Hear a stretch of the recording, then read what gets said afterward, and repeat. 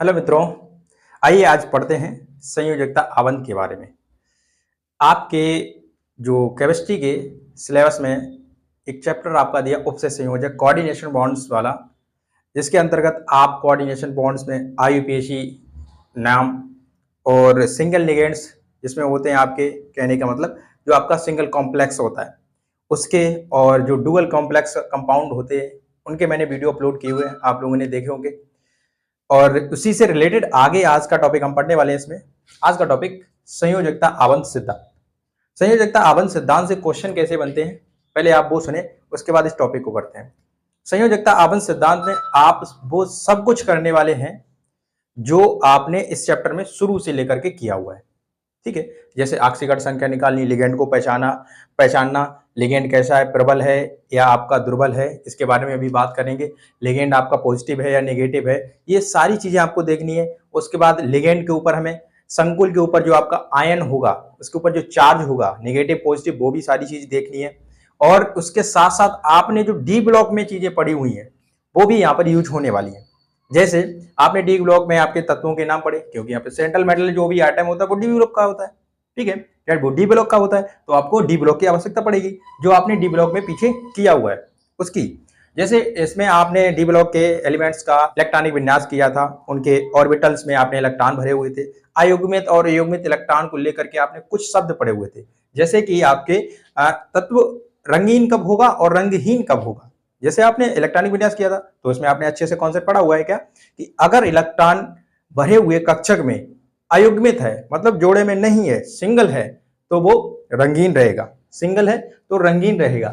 और अगर आपका डबल है, लोन पेयर, मतलब आपका जोड़े में है उसमें इलेक्ट्रॉन, तो कैसा रहेगा, वो रंगहीन रहेगा। एग्जाम्पल के तौर पर आपने देखा होगा जो सिंगल लोग होते हैं वो एकदम से टिप टॉप रहते हैं, एकदम रंगीन दिखते हैं ना, वैसे एग्जाम्पल आप इसको समझ सकते हैं। ठीक है, और इसके साथ साथ जो आपके पेयर में हो जाते हैं, मतलब जिनकी शादी हो जाती है भाई, उनकी जिंदगी के तो रंग ही चले जाते हैं ना।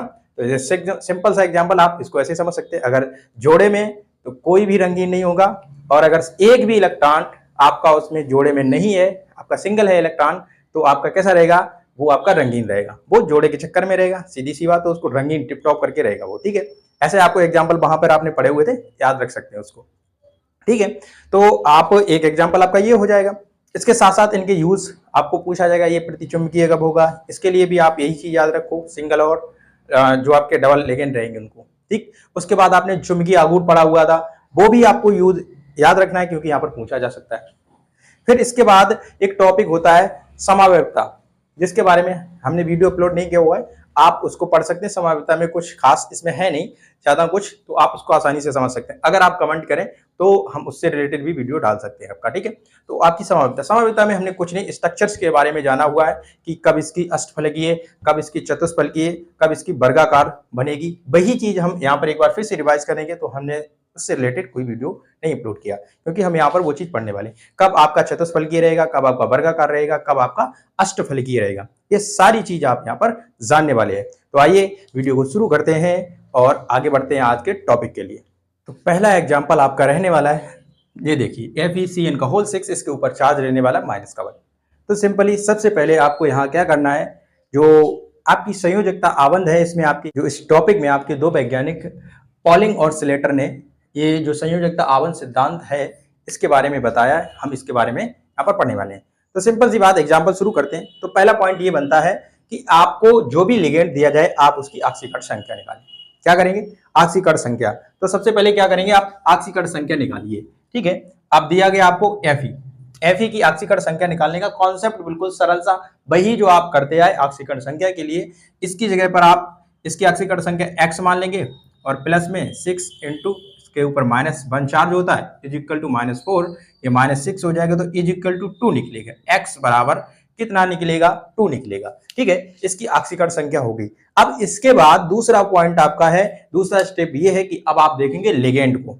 अब आप किसे देखेंगे, लिगेंड को। लिगेंड प्रबल है या दुर्बल है, ये चीज क्यों देखनी है। लिगेंड आपका पावरफुल है या फिर आपका वीक आपका लिगेंड है, ठीक है, स्ट्रॉन्ग है या वीक है, तो आपको ये चीज देखनी। ये क्यों देखनी है, देखिए अगर आपका लिगेंड प्रबल है, पावरफुल है, स्ट्रॉन्ग है, तो ये क्या करेगा, इसके जो इलेक्ट्रॉन होंगे उनको क्या करेगा, उनके इलेक्ट्रॉनों को युग्मित कर देगा, लेकिन अगर वीक इलेक्ट्रॉन हुआ तो उनको युग्मित नहीं कर पाएगा, वो जैसे हैं वैसे ही बने रहेंगे। इसके लिए जो इसके इलेक्ट्रॉन जाएंगे लोन पेयर वाले, वो कहीं और किसी और कॉलम में जाकर के सेट होंगे। ठीक है, तो अब आप यहां देखेंगे, अभी फिलहाल हम बात करेंगे सिर्फ प्रबल और लिगेंड पे, अभी क्योंकि हमें पता नहीं है कौन से प्रबल है कौन से लिगेंड आपके दुर्बल है। अभी बाद में ये टॉपिक होने के बाद आपको कुछ एक लिस्ट टाइप का हम बनवा देंगे, सारे प्रबल और लिगेंड लिखा देंगे इसमें। ठीक है, लेकिन फिलहाल आप समझिए यहाँ पर जो आपका CN है वो आपका प्रबल लिगेंड है।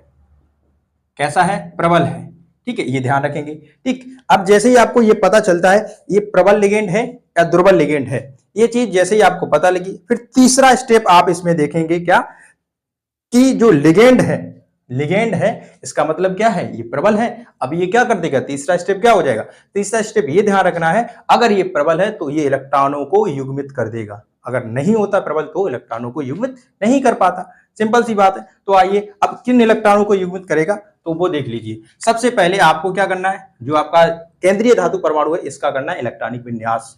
इलेक्ट्रॉनिक विन्यास करने का मतलब क्या है, हमें इलेक्ट्रॉनिक विन्यास करने के बाद पता लगता है इसकी D और S, कौन सी, वो भी 3D और 4S। क्योंकि अगर आपको याद है 3D और 4S, अगर आपको ये 3D श्रेणी का तत्व है ना, इसलिए डी ब्लॉक की 3D श्रेणी का है। तो आप देखेंगे ये देखो आपका किस नंबर पे पड़ता था, तो इसकी डी ब्लॉक में कितने थे और ये आपके एस ब्लॉक में कितने थे। अगर आपको याद हो तो पीछे हमने कॉन्सेप्ट आपको बताया था, आप सिर्फ उन तत्वों को याद रखिए जो आपकी थोड़े कॉन्सेप्ट से अलग प्रकार के इलेक्ट्रॉनिक विन्यास दिखाते हैं। जैसे जहां 5 होना चाहिए था वहां 6 हो जाते हैं, या जहां 9 होना चाहिए था वहां 10 हो जाते हैं, 4 होना चाहिए था 5 हो जाते हैं, उनको ध्यान रखो। एक तरीके से अपवाद वाले लिगेंड। ठीक है, तो आपको अगर अपवाद वाले ध्यान है तो पहले वो चीज आप यहाँ फॉलो करो, क्या ये अपवाद में लिगेंड था या नहीं था, अपवाद में लिगेंड था या नहीं था, ये चीज देख लेंगे आप। अगर अपवाद में था तो इसका मतलब क्या होगा, इसकी बाहरी कक्षा में देखो अपवाद में था तो इसका मतलब क्या है, एस वाली कक्षा में या तो 1 इलेक्ट्रॉन या तो 0 इलेक्ट्रॉन।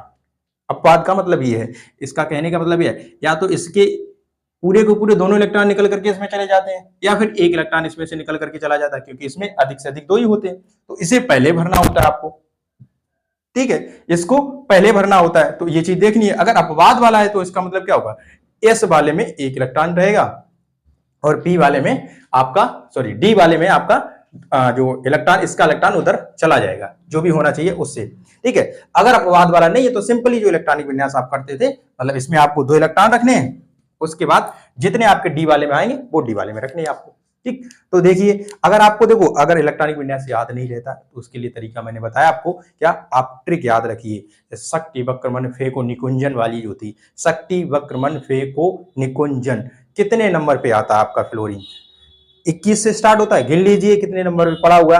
ठीक है, जितने नंबर पे आया उतना ही इसके बाहरी कक्षा में इलेक्ट्रॉन होगा। ठीक है, उतना ही इसके डी कक्षा में इलेक्ट्रॉन होगा। तो ये किस वाली कक्षा में पड़ेगा, आपका किस वाली कक्षा में पड़ेगा, ये आपकी ये आपका छठे वाले नंबर पे पड़ेगा। ऐसे शक्ति वक्रमण फेको निकुंजन करके जाएंगे तो छठे नंबर पे, इसका मतलब क्या होगा, डी में 6 इलेक्ट्रॉन होंगे और एस में तो 2 होंगे।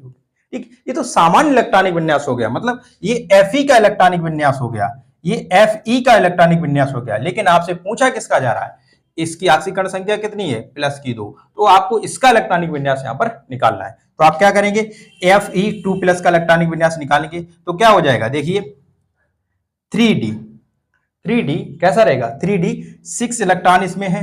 ठीक है, और यहां से आप क्या करेंगे 4s, इसका मतलब इसके दोनों इलेक्ट्रॉन यहां से निकल करके चले गए होंगे। ठीक है, इसके कॉलम बनाते देखिए आपके 1 2 3 4 और 5। ठीक, इसमें अगर इलेक्ट्रॉन भरेंगे तो देखेंगे आप इसमें कितने, पहले तो सिंगल डी वाले में सभी में भर दीजिए, एक डबल कर दीजिए, यहाँ पे 6 है ना, तो इसलिए इसी प्रकार से एस वाला अगर आप बनाएंगे तो एस वाले में एक ही होता है। ठीक है, तो एस वाला एक ही होता है, इसको भी बना लीजिए। हाँ, देख लीजिए आप इसको, देखिए एस वाला एक ही होता है, तो इसमें अभी फिलहाल में 2 इलेक्ट्रॉन हैं। इसमें देखिए अब क्या हुआ, एस वाला खाली हो गया, वो कहां आ गए, आयन के रूप में चार्ज आ गए। तो यहाँ पर आपके 6 पूरे हैं, यहाँ पे 6 पूरे हैं, लेकिन ये एस वाला खाली होकर के यहां आ गया। अब आया यहाँ पे क्या, आपका लिगेंड। तो आप क्या करें, अब इसमें ये भी कर लो, देखो ये 3D था, ये 4s था, इसके बाद आपका आएगा 4 पी, 4p लिख लीजिए यहाँ पर 4p, और इसके बाद 4d भी दिखाइए। ठीक है, दिखाएंगे सारे, लेकिन जिसकी जरूरत होगी उतने ही करेंगे। 1 2 3, इसमें कितने होते पूरे दिखा दो आप। इसमें 1 2 3 4 5। ठीक है, इसमें यहाँ पर आ जाओ।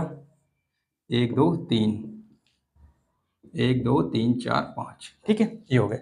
अब आ जाइए, अब यहाँ पे क्या होगा, ये तो सामान्य इलेक्ट्रॉनिक विन्यास आपने दिखा दिया। अब इसका यहाँ पे जो है ऑक्सीकरण अवस्था इसकी जो है ये 2+ आयन के रूप में, इसका क्या होगा, 2 इलेक्ट्रॉन s वाली कक्षक से निकल करके कहां चले गए होंगे, आयन के रूप में। अब आ जाइए यहाँ पे लिगेंड को देखते हैं। लिगेंड देखते हैं, प्रबल है तो इसने क्या कर देना है कि इसको इलेक्ट्रॉनों को युग्मित कर देगा, अगर प्रबल नहीं है तो इलेक्ट्रॉनों को युग्मित नहीं कर पाएगा। वो चीज हम पहले क्लियर कर चुके हैं। क्या CN आपका प्रबल लिगेंड है, इसका मतलब ये जो सिंगल वाले लिगेंड है ये डबल शिफ्ट हो जाएंगे। ठीक है, डबल शिफ्ट हो जाएंगे, ऐसे समझिए। देखिए क्या है कि अभी आप ना अपने घर में नॉर्मली रह रहे हो, जैसे सभी के लिए अपना अपना पर्सनल कमरा है, सभी को दे रखा गया। ठीक है, आपके घर में कोई प्रोग्राम हुआ, जैसे कोई फंक्शन है, तो उसमें आपके रिलेशन वाले आए, तो आपको क्या किया जाएगा, कमरे तो उतने ही हैं आपके पास जितने थे, 2-4 एक्स्ट्रा हैं, उनका भी यूज किया जाएगा। पहले तो ये किया जाएगा कि देखो ऐसा करते हैं, तुम लोग जो है अभी सिंगल कमरों में रह रहे हो, उनको क्या करो, तुम लोग डबल हो जाओ, एक एक कमरे में 2-2 लोग हो जाओ, तो जो कमरे खाली हो जाएंगे वो जो आपके रिलेटिव आए हुए हैं ना उनके लिए यूज हो जाएंगे। तो वही चीज, अब देखो कब रिलेटिव आए हुए, अगर देखो रिश्तेदार ज्यादा खास हैं तो ये जो सिंगल वाले हैं वो कहेंगे होना पड़ेगा, उनको सिंगल एक एक रूम में जाना पड़ेगा, एक में डबल जाना पड़ेगा। अगर रिश्तेदार कोई खास ज्यादा खास नहीं है तो क्या करना पड़ेगा, कोई ज्यादा खास नहीं है तो जरूरी नहीं है इधर रखो, और पड़े हुए कमरे इनको दे दो खोल के, साफ करके खुद ही रहेंगे बोल रहे। नहीं तो अगर कोई ज्यादा खास आ गई तो क्या करना पड़ेगा, उनको रूम वो सेपरेट वाला रूम देना पड़ेगा, एकदम लग्जरी वाला जिसमें आप यूज कर रहे हो उसमें रखना पड़ेगा। ठीक है, तो वही चीज है। अब ये क्या, ये खास वाले रिश्तेदार हो गए आपके, बहुत खास वाले रिलेटिव आए, तो आपको क्या करना पड़ेगा, रूम खाली करना पड़ेगा। तो क्या करेंगे, ये इलेक्ट्रॉनों को कर देगा युग्मित, ये इलेक्ट्रॉनों को कर देगा युग्मित। जब इलेक्ट्रॉनों को युग्मित कर देगा तो क्या होगा, देखिए यहाँ पे 1 2 3 4 5 पूरा हो जाएगा। अब एक में, इसमें तो पहले से 2 थे ही, अब यहां से ये वाले जो है एक आ जाएगा इधर, एक यहां से, 2 खाली हो जाएंगे। और S वाला तो पहले ही से आपका खाली था, S वाला पहले से ही आपका खाली था। ठीक है, तो आपका S वाला भी हो जाएगा, और इसके बाद ये P वाले 3 खाली थे। ठीक है, ये P वाले 3 खाली थे, तो टोटल आपको चाहिए कितने लिगेंड, 6 हैं, हर लिगेंड 6 लिगेंड है, और प्रत्येक लिगेंड लोन पेयर के रूप में 2 इलेक्ट्रॉन देता है, तो 6 के लिए हमें 6 ही रूम चाहिए होंगे। तो आप क्या करेंगे, यहाँ पर इसके आ जाएंगे, इसको थोड़ा अलग करके दिखाते हैं, बिंदु रख देते हैं। ठीक है, एक यहाँ पे जोड़ा, एक यहाँ पे जोड़ा, एक यहाँ पे, एक यहाँ पे, एक यहाँ पे, टोटल एक यहाँ पे, 1 2 3 1 2 3, पूरे टोटल CN हो चुकी है, एक CN यहाँ, एक CN यहाँ, एक CN यहाँ, एक CN, इस तरीके से कंप्लीट हो जाएंगे आपकी, इस तरीके से कंप्लीट हो जाएंगे। अब आप यहाँ देखेंगे क्या कि इसमें क्या यूज हुआ है, देखो D2, D के 2 कमरे यूज हुए, S का एक ही यूज हुआ है, एक ही होता है तो एक ही होगा, P के तीनों यूज हुए, तो D2sp3 संकरण हो गया आपका। इसको क्या बोलेंगे, D2sp3 संकरण, D2sp3 संकरण, ये क्या होगा, D2sp3 संकरण। ठीक है, अब देखो इससे ही पता चलेगा ये जो है इसकी संरचना कैसी होगी, अष्टफलकीय होगा या फिर चतुष्फलकीय होगा या फिर आपका वर्गाकार होगा। ठीक है, वो देखिए। अब यहां से आप थोड़ा पॉइंट याद रखने लायक होंगे आपको, देखो अगर D2sp3 या sp3d2 यूज होता है, D2sp3 या फिर sp3d2, कहने का मतलब D वाले कक्षक आपके यूज होते, चाहे वो पहले ही यूज हो जाए अंदर वाले, चाहे वो इस वाले D के यूज होते बाद में, तो इसकी जो संरचना होती है वो अष्टफलकीय संरचना होती है। याद रखेंगे क्या, अगर आपका संकरण D2sp3 या sp3d2 है तो वो आपके कैसे होंगे, अष्टफलकीय संरचना बनाएंगे।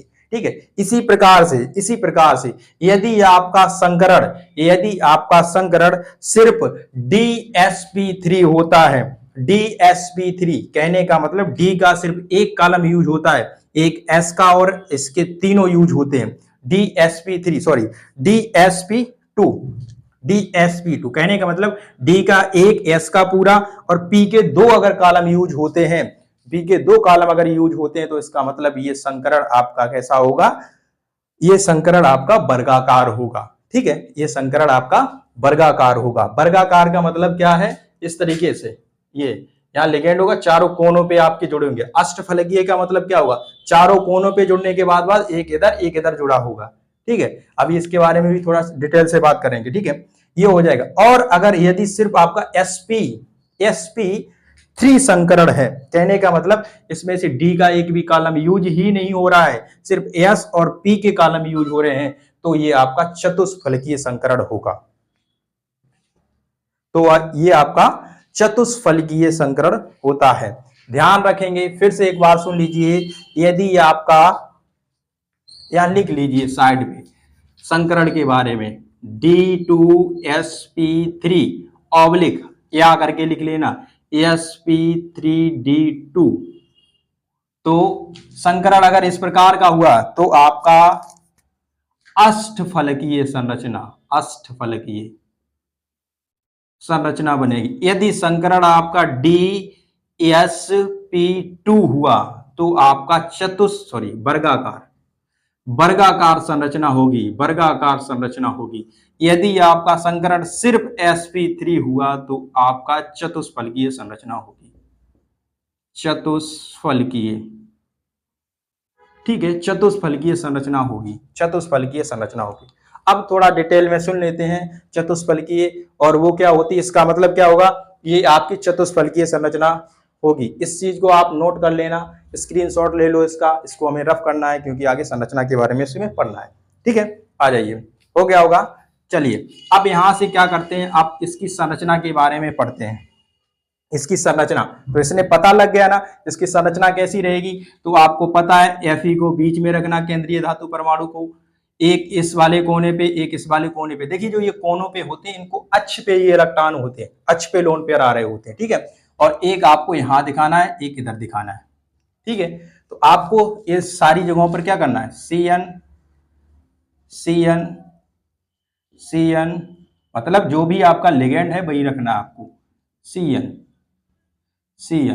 ठीक है, इस तरीके से आपको याद रखनी है इसकी संरचना।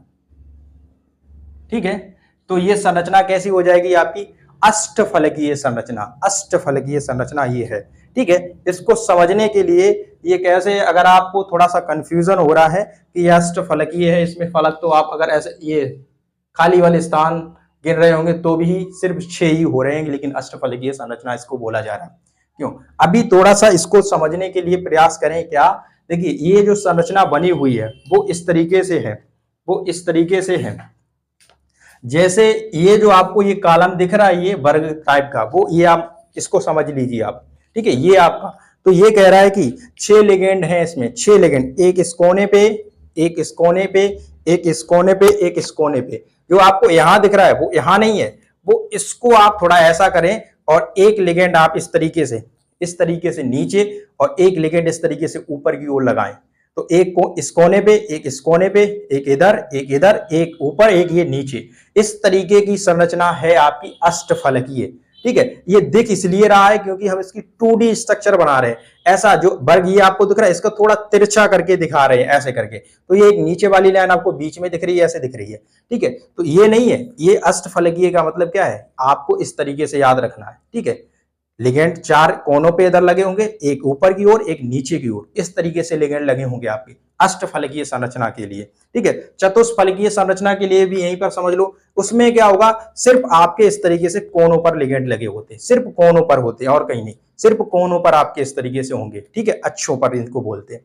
ठीक है, अब चतुष्फलकीय वर्गाकार के लिए हो गया। अब चतुष्फलकीय के लिए सुन लीजिए, चतुष्फलकीय की संरचना इस तरीके की होगी, एक लिगेंड इधर बीच में लगा हुआ, एक साइड पे इधर, और एक यहाँ पे लगा हुआ, ऐसे करके। ठीक है, सिर्फ इतनी संरचना आपको याद रखनी है। ठीक है, ये चतुष्फलकीय होती है, ये चारों कोनों पे सिर्फ होता है, जिसमें वो आपकी वर्गाकार होती है, और चारों कोनों के साथ एक ऊपर एक नीचे लगा हो वो आपकी अष्टफलकीय, ये अष्टफलकीय वाली है। और यहाँ पर प्रत्येक लिगेंड के बीच में 90 अंश का कोण बन रहा है, प्रत्येक लिगेंड के बीच में 90 अंश का कोण बन रहा है, लेकिन एक दूसरे के जो सामने लिगेंड है उनके बीच में 180 अंश का कोण बन रहा है। ये कोण को लेकर भी पूछेगा, तो ध्यान रखेंगे कैसे। देखो, अगर हम इस वाले लिगेंड को देखें और इस वाले लिगेंड को देखें तो कितने अंश का कोण दिख रहा है, स्पष्ट है कि आपका ये 180 अंश का, ये सीधी रेखा पे दोनों है ना, ये सीधी रेखा पे दोनों है ना, तो 180 अंश का है, इसके लिए भी 180 अंश का, ये ऊपर और नीचे वाले के लिए देखेंगे उसका भी 180 अंश का। अब 90 अंश का बन रहा है या नहीं बन रहा उसको देख लीजिए। चारों कोनों पर रखे हुए इस तरीके से, ये रखा हुआ है एक लिगेंड, मान लीजिए, ठीक है, इस तरीके से रखा हुआ है। अब यहाँ एक ऐसा लिगेंड रखा हुआ है, इन दोनों के बीच में जो कोण बन रहा है, देखिए क्या समकोण आपको प्रतीत हो रहा है। तो आप जब देखेंगे इसको करेंगे तो ये समकोण है, समकोण मतलब 90 अंश। तो इसके लिए भी देखें और इस साइड वाले लिगेंड के लिए भी, इस साइड वाले के लिए, इस साइड वाले के लिए, सभी के लिए 90 अंश। दो पास वाले लिगेंड के बीच में 90 अंश का और सामने वाले लिगेंडों के बीच में 180 अंश का कोण बनता है। ये चीज ध्यान रखेंगे, ठीक है। तो आपको ये संरचना कंप्लीट हुई क्या? संरचना कंप्लीट हुई, ठीक है, ये कर लीजिए। इसके बाद इसी से आपसे क्वेश्चन पूछा जाएगा, बताइए ये जो आपका लिगेंड होगा वो रंगीन होगा या फिर आपका रंगहीन होगा, रंगहीन होगा या रंगीन होगा। देखिए कैसे करेंगे, वही चीज अभी मैंने बताया, क्या थोड़ी देर पहले बोला था, शुरुआत में जो सिंगल लौंडे होते हैं ना वो डबल होने के चक्कर में घूमते हैं। क्या? जो सिंगल होते हैं ना वो डबल होने के चक्कर में घूमते हैं। अब जो सिंगल रहेगा वही ज्यादा आपका एकदम से टिप टॉप में दिखेगा, एकदम रंगीन, एकदम बाकायदा, एकदम से बढ़िया तरीके से कलर वलर करा के रखता है ना। तो वो वाले कैसे रहेंगे? रंगीन। जो सिंगल होंगे वो रंगीन रहेगा, अगर सिंगल नहीं है तो फिर तो रंगत चली ही जाती ना डबल होने के बाद। तो वही चीज आप ध्यान रखेंगे इसमें। देखिए इस वाली स्ट्रक्चर को देखेंगे संकरण होने के बाद, संकरित होने के बाद देखेंगे, ऊपर नहीं देखेंगे, संकरित होने के बाद। तो यहाँ क्या कोई भी सिंगल रह गया? यहाँ कोई भी सिंगल रह गया? नहीं ना, नहीं रहा, तो इसका मतलब ये कैसा होगा? रंगहीन होगा। कैसा होगा? रंगहीन होगा। लिख लेंगे, रंगहीन होगा, रंगीन नहीं, रंगहीन होगा, मतलब कोई रंग नहीं होगा, ठीक है। अगर वही चीज यहाँ पे आपसे पूछी जाती, इसकी बताइए आप चुंबकीय या प्रतिचुंबकीय, चुंबकीय गुण क्या होगा इसका? चुंबकीय या प्रतिचुंबकीय, यही क्वालिटी इसकी। फिर से देखो, सिंगल या डबल, सिंगल या डबल, सिंगल अगर रह जाता है कोई तो चुंबकीय, अगर आपका सिंगल रह जाता है तो आपका अनुचुंबकीय, अगर नहीं रहता है तो प्रतिचुंबकीय, अगर नहीं रहता है तो प्रतिचुंबकीय, अगर रह जाता है तो अनुचुंबकीय। क्या यहाँ पर कोई भी सिंगल दिख रहा है? कोई भी सिंगल दिख रहा है? नहीं ना, तो कैसा हो जाएगा? प्रतिचुंबकीय। क्या हो जाएगा? प्रतिचुंबकीय, प्रतिचुंबकीय। अब आपसे यहां से अगर पूछ दे, अब यहां से आपसे अगर पूछ दे इसके चुंबकीय आघूर्ण क्या होगा, चुंबकीय आघूर्ण क्या होगा? जब कोई सिंगल नहीं है तो चुंबकीय आघूर्ण शून्य हो जाएगा, इसका चुंबकीय आघूर्ण शून्य हो जाएगा। मतलब चुंबकीय आघूर्ण अगर सिंगल है तो चुंबकीय आघूर्ण पूछेगा नहीं, सिंपल सी बात। क्योंकि एन का मान आपको, वहां सूत्र जो होता है ना चुंबकीय आघूर्ण का आपका, ये एन कोष्टक में n+2। अब देखिए एन का मान का मतलब क्या? अयुग्मित इलेक्ट्रॉन, अयुग्मित इलेक्ट्रॉन है ही नहीं तो जीरो रखोगे, यहाँ जीरो मल्टीप्लाई करो, जीरो खत्म हो जाएगा। तो जो आपका चुंबकीय गुण होते हैं, प्रतिचुंबकीय होते हैं, वहां पर आपसे चुंबकीय आघूर्ण का मान भी नहीं पूछेगा आपसे, ठीक है। या फिर उसमें कह देगा कि चुंबकीय आघूर्ण शून्य होगा, या फिर कह देगा उसमें ऑप्शन नहीं देगा उसमें कोई सा, ठीक है, इस तरीके से होगा। तो क्या आपको ये चीज क्लियर हुई कि आपको क्या करना है लिगेंड्स के लिए, क्या करना है आपको लिगेंड्स के लिए? जब आपसे संयोजकता आवन सिद्धांत के बारे में पूछा जाए तो सबसे पहला पॉइंट आपको यह याद रखना, लिगेंड को देखिए, उसकी आक्सीकरण संख्या निकालिए, आप जो है संकुल को देखिए और उसकी आक्सीकरण संख्या निकालिए। आक्सीकरण संख्या निकालने के बाद आप लिगेंड को देखिए, लिगेंड आपका कैसा है? प्रबल है, आपका दुर्बल है। तो जो भी आक्सीकरण संख्या निकली उसी के हिसाब से पहले इसका सिंपली आपका जो इलेक्ट्रॉनिक विन्यास होता है केंद्रीय धातु परमाणु का वो कर लीजिए। उसके बाद आक्सीकृत, अब जैसे 2+ आयन निकला, 2+ आयन के बाद इसका इलेक्ट्रॉनिक विन्यास जो है कक्षकों में इलेक्ट्रॉन कैसे भरेंगे उसको भरेंगे, ठीक है। उसके बाद देखेंगे लिगेंड प्रबल है या दुर्बल, लिगेंड प्रबल है या दुर्बल। प्रबल है तो ये जो अयुग्मित है उनको युग्मित कर देगा, अगर दुर्बल है तो नहीं कर पाएगा, तो सिंपली क्या करेगा? अब अगर ये दुर्बल होता है लिगेंड तो क्या करता? वो इससे कोई मतलब नहीं रखता, यहीं से इलेक्ट्रॉन भरना शुरू हो जाते हैं, आगे जहां तक जाते वहां तक जाते उसमें, ठीक है। तो अगर युग्मित करता है मतलब प्रबल है तो युग्मित कर देगा, नहीं है तो नहीं करेगा। फिर उसके बाद संकरण, यहां से पता लग जाएगा आपको कितना संकरण आया इलेक्ट्रॉन भरने के बाद, D2sp3 आया या sp3d2 आया, या फिर आपका सिर्फ dsp3 आया, sp2 आया, dsp2, या फिर आपका dsp2 या फिर sp3 आया। तो उसके लिए संरचनाएं हमने आपको बता दी, आपको याद रखना। फिर उसके बाद आपको संरचना कब कहाँ होगा ये आपको नोट करा दिया, हमने बताया, ठीक है। फिर इसके गुण को पूछेगा, रंगीन है या रंगहीन है, प्रतिचुंबकीय या चुंबकीय है। अगर आपका अनुचुंबकीय आ रहा है तो इसके बताइए चुंबकीय आघूर्ण क्या होगा। तो आप क्या ये चीज आपको समझ में आई? समझ में आई ना? तो वीडियो को ज्यादा से ज्यादा शेयर कीजिए, और अगर अच्छा लगा वीडियो तो लाइक कीजिए, कमेंट कीजिए। और अगर हाँ जो टॉपिक आपका रह गया ना आइसोमेरिज्म, अगर आपको उसको लगता है पढ़ना है तो आप हमें कमेंट में कर सकते हैं, उसके लिए मैं वीडियो अपलोड करूंगा। नए टॉपिक के साथ में नए वीडियो में मिलेंगे, तब तक के लिए धन्यवाद। Thank you.